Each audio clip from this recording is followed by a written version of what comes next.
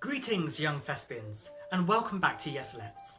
We're continuing our week-long exploration of Shakespeare's A Midsummer Night's Dream, this time having a peek at the plot's 5-act structure, a plot which features a wedding, some fairies, and, quite vitally, a play within a play. Worry not, friends, it will all make sense soon. Right now, you could reflect on something you know about the play. Do you know the name of the character in A Midsummer Night's Dream? What their role is in the story? Are they dark and cruel, or light and funny? Often nicknamed England's national poet, or the Bard, Shakespeare, who was born and raised in Stratford-upon-Avon, wrote 154 sonnets and 39 plays. He can often be regarded as the world's greatest dramatist.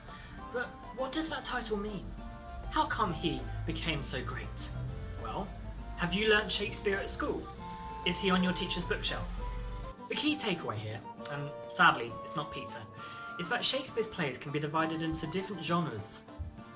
His romances, like Romeo and Juliet, his histories, like Henry IV, his tragedies, like Othello, and his comedies, like A Midsummer Night's Dream. We know comedy's the thing that makes us laugh. But how did Shakespeare structure them? The Bard's comedies are full of fun, we know that. Have you seen Lissy dressed as a lion? Shakespeare's comedies also involve dramatic irony, and you can see this through the lovers, who often think that what they're doing is a dream, but actually it's real. And Shakespeare's comedies always play on words, which in this case is every time Puck opens his mouth, as well as the lovers' argument in the forest. They treat the English language like a sword to someone else's heart. Crikey. Bear in mind too that the pop star of performance that Shakespeare is doesn't just confuse audiences in A Midsummer Night's Dream, but other plays like Twelfth Night or The Merchant of Venice. Have a look if you wish. Rightio, with comedy at the centre of our minds, let's look at the plot of A Midsummer Night's Dream. In short, some friends get lost, Puck causes mayhem, a play's put on. Simples! Hold on though, it's more complex than that, surely. I'm afraid so. In the beginning, Theseus and Hippolyta are due to marry, as is Hermia to Demetrius. Hermia is the daughter of Aegeus, and Aegeus wants Hermia to marry to Demetrius.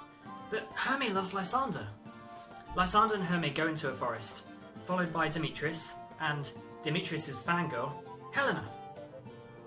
While this episode of Shakespearean EastEnders is happening, there's a group of working men, the Mechanicals, rehearsing to put on a play of Pyramus and Thisbe. Essentially, they get cast and they start rehearsing. In an entirely different universe altogether, King of the Fairies Oberon is having an argument with Queen Titania. Oberon orders Puck to find a special flower with a liquid in that makes one fall in love with the next they see when they awake. Oberon orders Puck to cast this on the 4 lovers we've come to know, and frankly, the results are horrendous. Lysander awakes, falls for Helena, and then Demetrius awakes and falls for Helena too. Hermia is out of the picture, just like that time I was out of the school photograph. True story. Act 3. Bottom, who is in the Mechanicals and thinks way too much of himself, is also tricked by Puck. He wakes up and has now a donkey's head. You'll never guess. Titania, Queen of the Fairies, falls for Bottom with the donkey's head. Madness! All the while, the lovers are quarrelling someplace else in the forest.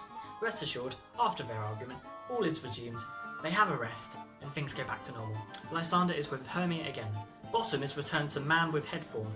Queen Titania is now back with Oberon, and the rest is history. Well, not history, comedy. In fact, everyone settles down and watches a production of Pyramus and Thisbe, performed by the Mechanicals. I need a rest. Besides my admiration for the wordplay and silliness in this exuberant play, we should appreciate the plot structure as well. It's an even plot structure. But what do I mean by that?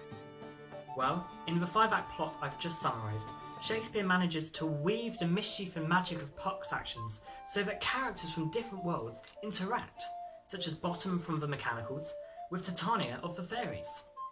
This means a space that we know to be real starts to bend. What is real and what isn't real? This sequence and many others, especially in the forest, starts to become like a dream, as does the romance and love and relationships between Helena, Lysander, Hermia and Demetrius.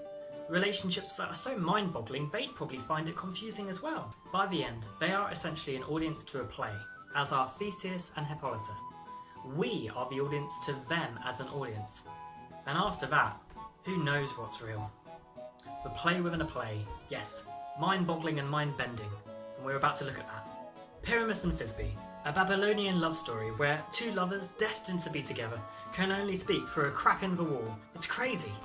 The play, performed with such sincerity by Bottom and fellow mechanical Flute, is something that is so bad it makes the audience laugh. Well, the audience in the play.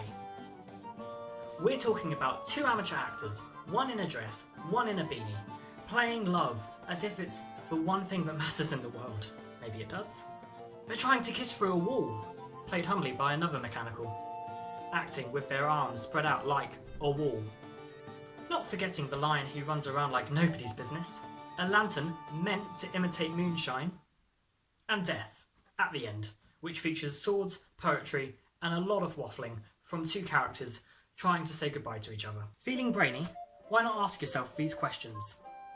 Why did Shakespeare put a play in the play A Midsummer Night's Dream?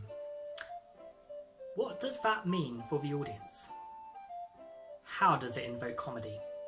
Comedy! Well, have you heard of a thing called farce? A technique which is all about buffoonery, crudeness, and improbable situations, making the audience ask, how could have this happened? Also, Shakespeare here gets to point out how reality's blurred, like how your mirror's blurred when you take a hot shower. What is real and what is not? The play within the play puts everything into question.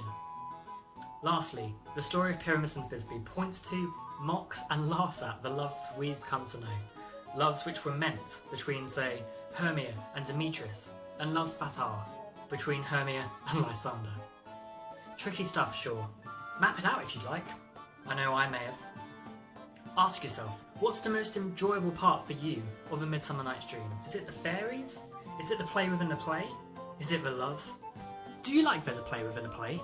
Is that helpful? Do you like the play in general? As ever, have a look around the Yes Let's channel. We'll be continuing to explore A Midsummer Night's Dream.